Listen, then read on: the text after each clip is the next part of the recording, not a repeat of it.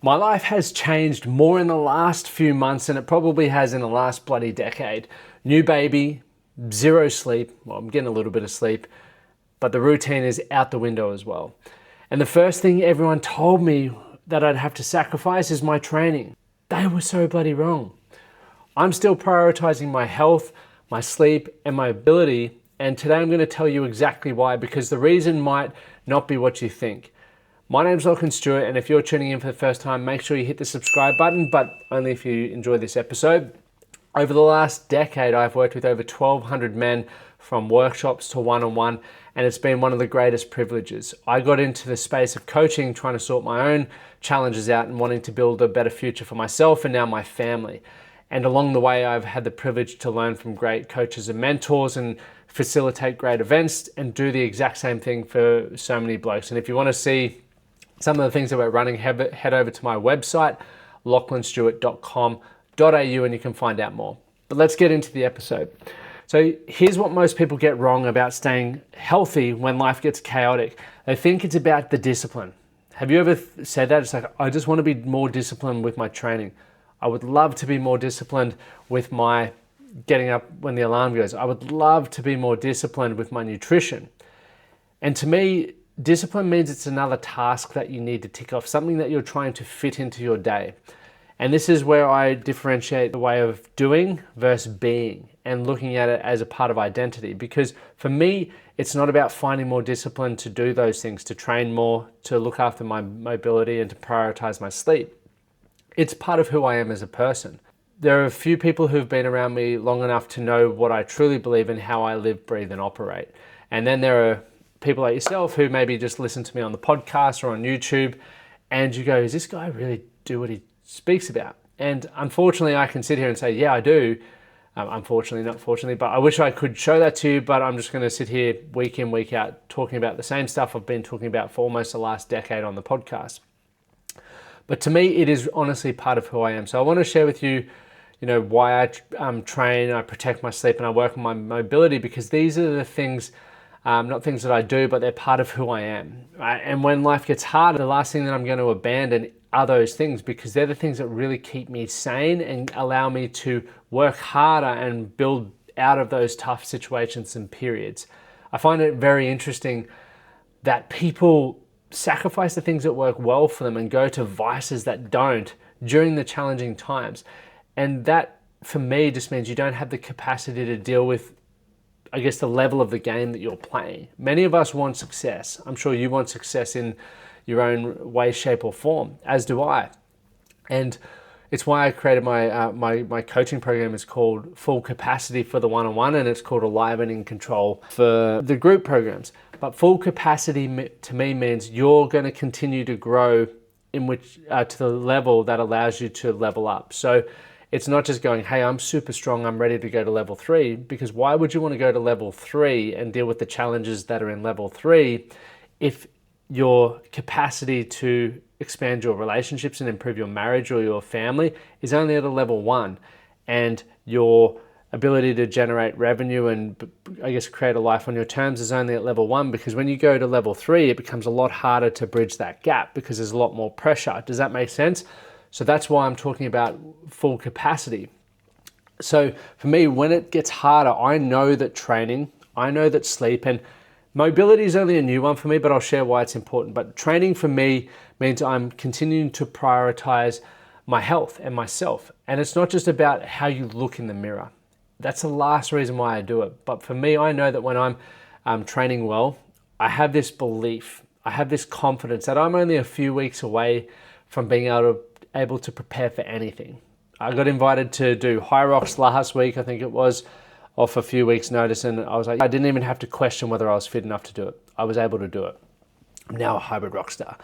And then now I'm doing another one in a month's time called Chase the Sun or Race the Sun with Red Bull. And it's a 355-kilometer run in a team of 6, starting at 6:30 in the morning and running to 6:30 the next morning. Once again, I didn't have to think about whether I was fit enough in order to do that. I was like, yeah, I can do that. I'm capable of doing that. And there's a sense, I guess, of certainty and confidence that not only is beneficial in moments like that, but just in everyday life. How I carry myself because of looking after my fitness and feeling like I'm capable. I'm more energized as a result. I'm proud of how I looked. I am proud of the discipline that I have in that, and I just consider myself an athlete. And there's a different way of thinking about that. You've probably heard like this whole athlete's mindset and work harder, can deal with adversity and challenges, and they have the problem solver's mindset. And so that's why training to me is such an important thing. And I would highly encourage you to think about where you're at with your training and what it means to you. Are you someone who skips it, or do you prioritize it regardless of what's going on? And I'll be honest, as I said, my routine's getting thrown out the window. I used to train, pre-baby, I was doing sort of 9 or 10 in the morning. That was a way to break up my day. Before that, much before that, before I lived in the US, I was doing first thing in the morning because I had to do that. And that's where I would love to train now. At the moment, I'm getting up first thing, looking after my son, and then I'm just finding pockets of time to train. But I'm still getting it done, still prioritizing it. The second thing is sleep. And to be honest, this is probably more important to me than training. But new dads and sleep don't exactly go together. And if you're a dad, you know that. Right? But I am deliberate about protecting whatever sleep I can get. So it's currently 9:37. My wife's at an awards night. I'm looking after the young fella. I've literally got him on the monitor here. And I needed to get this done because this is important to me too. But sleep is important, and Amy and I have a routine on who gets up and between what windows of time and when we get to make up that sleep. And I know that based on my training load and the workload, how much I need to get to perform optimally. Because when I sleep well, I know that I make better decisions. Like when I'm underslept, my mind feels foggy and I make poor decisions because I'm not as switched on. And you maybe have experienced that as well. The other thing for me is my mood. I'm not in control of my mood when I'm tired, right? I'm grumpy, I'm grouchy, I snap a lot faster.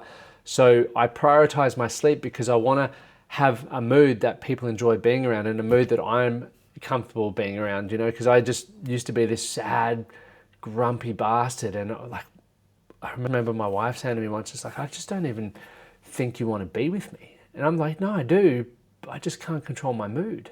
And I realized that was an excuse. That was me outsourcing all the things that impacted me to have me having a variable mood, and other things that impacted that was alcohol, but that's a different video in and of itself.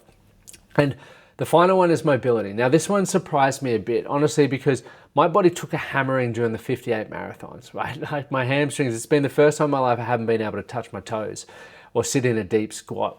And so because of that, I have really been wanting to prioritize that. It's harder for me to do it because I don't have as much time to train, and I'm moving between meetings and I'm sitting in this bloody chair a lot.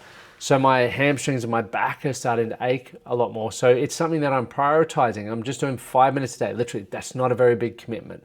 I'm doing 5 minutes. I used to roll my feet when the kettle was on. Now I don't roll my feet and I just get down into a stretch routine, boil the kettle, do my 5 minutes, and then I'll go have my coffee. And it works really well for me, right? But mobility is not fucking glamorous. It is, to me, it is just the most mind-numbing, boring thing. But I can tell you, I feel so phenomenal when I've stretched and opened my hips. Like I literally just feel so much better. And I think about that. If I can feel better throughout the day, I'm going to treat people better. I'm going to talk to myself more kindly. I'm going to be a better husband, a better father, a better business owner, a better coach, a better podcaster, all of those things. And so for me, as much as it's not glamorous, as much as it's boring as batshit, I do believe at this point in my life, it's adding a lot of value to my life. And I don't want to be one of those old people who can barely move because they haven't used their body well. So that's why that's going to be a priority for me. And so there are three things that I guess I'm prioritizing, especially when people said it would be hard for me not to. I just want to prove to you and share that with you. If you're a dad, or if you're about to become a dad, or if you're just someone who's extremely busy and you notice that you're sacrificing yourself, get back amongst it and just find something that is manageable for you. Because this ties back into pillar number 1 of the Core 4, which is a strong body. And once again, your body is the vehicle. If you want to have a clear and calm mind, you have to make sure that you're getting taking care of that vehicle. So my name's Lachlan Stuart. If you haven't taken a life performance scorecard, it's in the link below. It'll show you where you're winning and where you're falling behind. So essentially it's going to give you that gap that you can then start improving on to make your life that much better. Thank you guys for being here. We'll see you in the next one.